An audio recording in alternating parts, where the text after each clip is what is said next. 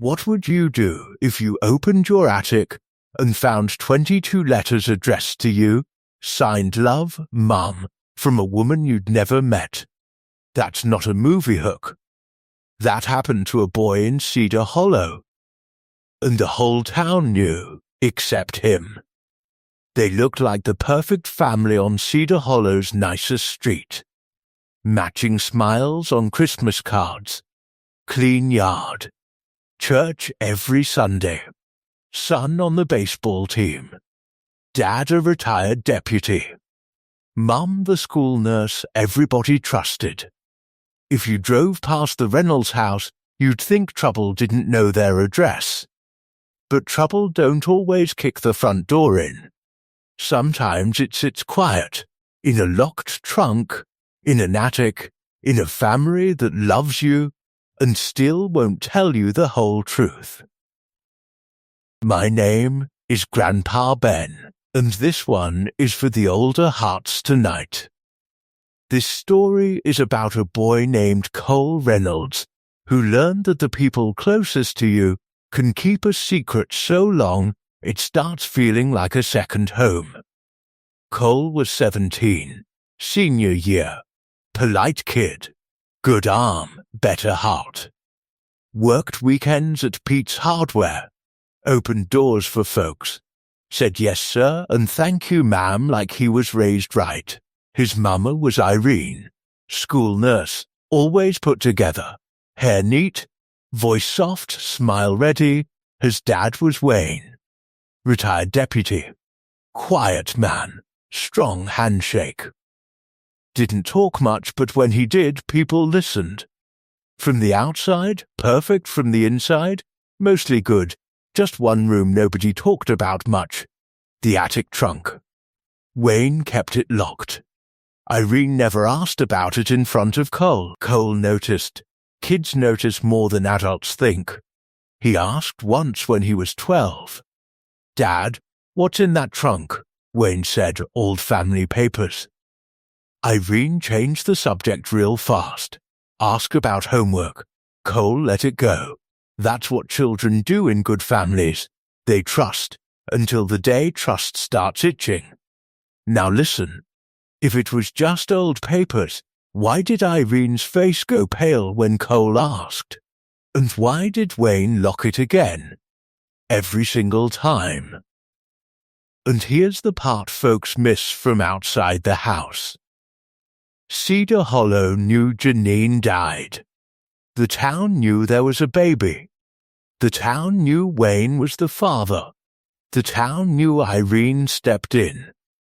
Adults just never said it straight to Cole's face. Because small towns think silence is kindness.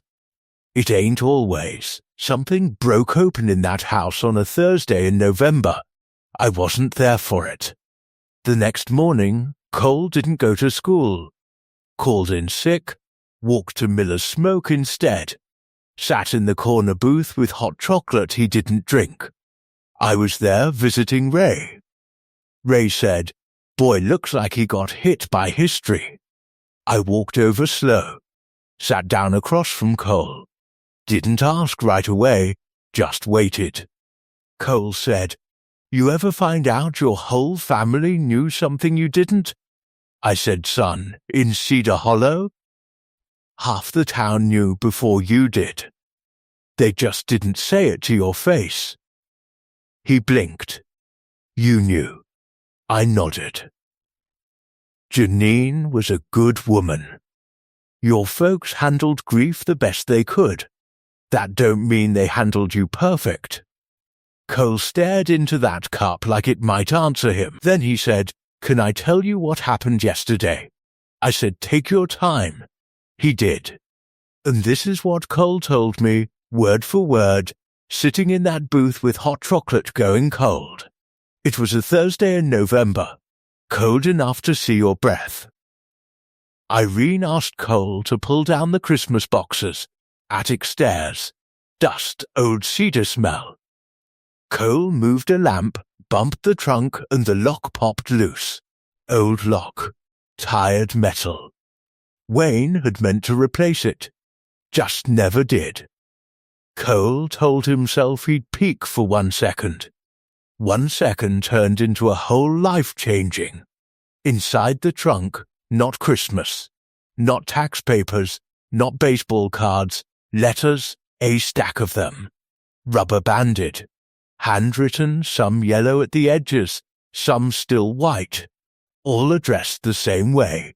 To my Cole. First line of the first letter. If you're reading this, you're old enough now. Cole sat down hard on the attic floor. Dust rose around him like fog. Second letter. Third, same handwriting. Not Irene's. Finer loops, different ink. Signed at the bottom, Love Mum, but Irene was his mum. Wasn't she? He knew families where the woman raising you wasn't the one who gave birth. He knew life could be messy. But nobody had ever said messy applied to him. He found a photo at the bottom of the trunk. Woman in a hospital bed holding a baby. Same chin as Cole. Same eyes. Wayne standing beside the bed. Hand on the mattress. Name written on the back in small letters. Janine. Cole stared at the picture. Heart beating too fast. Why was his dad in this photo with a woman named Janine holding a baby who looked exactly like him? He didn't run, didn't shout, just walked downstairs with one letter in one hand and a photo in the other. Irene was making chili. Wayne was cleaning his old service flashlight at the kitchen table. Normal night. Perfect family sound. Cole held up the photo. Who is Janine? Then he looked at Wayne. And why are you in this picture with her? The room changed. Not loud, not dramatic, just changed like somebody turned down the heat without touching the dial. Wayne's jaw tightened. Irene's spoon stopped moving. For 3 seconds nobody spoke. Then Irene whispered, Cole. He said, Is she my birth mother? Wayne looked down. Irene looked at Wayne, and in that look, Cole saw the secret. Not in words, in the panic between two people who thought they were protecting him. Wayne said, Sit down, son. Cole said, I'm standing. Wayne didn't push it. Wayne nodded once. Janine was your birth mother. It wasn't some movie thing, he told me, just truth. Finally out of the trunk. Cole's throat burned. And Irene? Irene's eyes filled up fast. She didn't lie. I'm not your birth mother, baby, but I am your mother. Cole looked between them. How long have you known? Wayne said, Your whole life.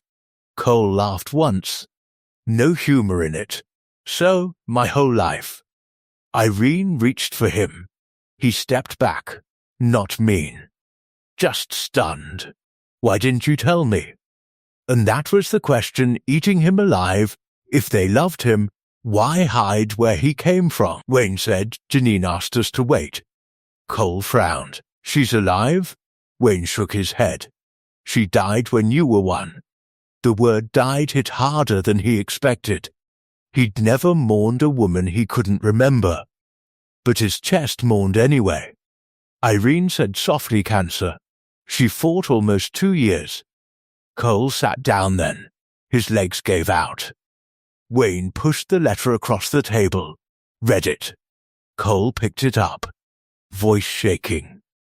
He read Janine's words out loud, slow, like each line had weight. Wayne, if you're reading this to Cole, I'm gone. Cole stopped, swallowed, started again. Tell him I loved him before he could talk. Tell him I was young and scared when we started out. But I never stopped loving him. Tell him Irene is the woman I prayed would help you raise him right, if I didn't make it. Give him the letters when he's 16, not before. He deserves the truth, but he deserves kindness with it. Cole looked up from the page. You're my dad, right? Biological? Wayne nodded. Yes, son. You're mine. Janine was your birth mother. Irene is the woman who stayed and raised you as her own. Cole looked at Irene. So you came in while she was sick? Irene nodded. Hospital visits, meals, late nights. I loved you before she died. She asked me to promise I wouldn't walk away from you. Wayne said after Janine passed, Irene stayed, helped with you, helped with me. Years later, she became my wife. Cole blinked. So you were always Mama? Irene shook her head gently. You called me Mama long before we married. I earned that name in this house, not from birth, from choice, from showing up. He told me it landed different. Not a switch, not a replacement. A choice Irene had made over time. Cole said, You were supposed to tell me at 16. Wayne's voice was rough. I know, I'm 17. I know. Irene wiped her face. We argued about it for a year. I thought we should have told you sooner. Wayne thought we were honoring her timing. Cole said, So instead you let me believe the wrong thing. Irene flinched. We never lied if you asked straight. Cole lifted the letter. You let me think you gave birth to me. Wayne said, We let you feel safe. Cole stared at his dad. Safe from what? Wayne looked older. From feeling like your life started with loss, he said. Cole told me he barely slept after that. Walked the floor, ate nothing, woke up feeling like a stranger in his own kitchen. Back in the booth at Miller's Smoke, Cole looked at me and said, Can love be real and still leave you in the dark? I didn't answer fast. Some questions need room. I said, Your folks messed up the timing, not the love. He said, How do you know? I said, Because scared people hide things in trunks, not because they stop caring, but because they don't know how to open the lid without breaking what's inside. Cole said, I feel like I'm getting the full version too late. I nodded. Late ain't the same as never, but I hear you. Friday afternoon, Cole went home. Wayne was on the porch, not working on anything, just sitting, like he'd been sitting a while. He said, I failed you. No excuses, no deputy voice, just dad voice. Cole said, Why her letters? Wayne looked at his hands. Janine wrote them in the hospital. One each month while she was sick. A few more before that, when she first got the diagnosis. Her sister gave me the trunk at the funeral. Said Janine wrote one every month she could still hold a pen. Cole swallowed hard. 22 letters? 22. Silence, Wayne said. I read the first one the night I got it. Couldn't read the rest for a week. Cole said, And Irene? Wayne said Irene read every one. She cried on the back porch so you wouldn't see. She asked me to tell you at 16. I kept waiting for the right day. There ain't no right day, Cole. I was wrong. Inside, Irene had made Cole's bed, folded his laundry. Small things, the things mothers do when words fail. Cole found her in the kitchen. She said, If you hate me, I understand. Cole shook his head. I don't hate you. I just don't know where to put all this. Irene nodded. Me neither, baby, but I love you in every place I've got. She pulled a chair out, sat, patted the one beside her. Ask me anything. No more trunk. Cole asked, Did she know you? Irene said, Yes, hospital visits. She asked if I would help Wayne raise you if she didn't make it. I said yes before she finished the sentence. Cole asked, Why didn't you tell me You weren't my birth mother. Irene didn't blink. Because you never asked that question. You asked about the trunk, not about your beginning. And in this house, mother ain't a biology word. It's a showing up word. Cole said you showed up. Irene's voice broke. Every game, every fever, every bad dream, every morning. Cole said, I remember. That mattered more than paperwork. The next night they opened it together as a family. All of it. Letters, photos, a small blue blanket, a hospital bracelet, a note from Janine's sister. She wanted him to know he was wanted. Cole read until midnight. Some letters were funny. Janine had humor. Some were hard. She wrote about fear, about pain, about choosing love over pride. One line near the end made Cole stop. Don't let anybody tell you your story started with loss. It started with being loved on purpose. Wayne listened from the doorway. Irene held Cole's hand. Not fixing, just there. The next week, Cole took one letter to school for a project, not for drama, for truth. His teacher asked if he was okay. He said, yeah, I just found out perfect families are usually incomplete on page 1. At Miller's Smoke, Jalen said, bro, you good? Cole said, yeah, man, just learned my family had a whole chapter I never got to read. Jalen thought about it. Respect, that's deep. Ray slid over a brownie. On the house. Cole smiled. First real one in days. See, the Reynolds family wasn't bad. They weren't villains. They weren't a crime documentary. They were just people who thought silence could substitute for courage. And silence almost cost them the one thing they were trying to protect: trust. So if there's a secret in your family, and it's been sitting in a trunk or a text you never sent, or a truth you keep calling later, open it careful. But open it. Late truth hurts. Hidden truth hurts longer. And love? Love ain't perfect because the photo looks good.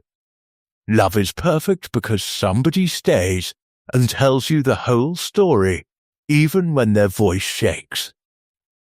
Call your folks if you need to. Hug your people if you can. And remember, family secrets don't always mean danger. Sometimes they mean fear. And fear, well, fear ain't a good enough reason to keep somebody in the dark forever.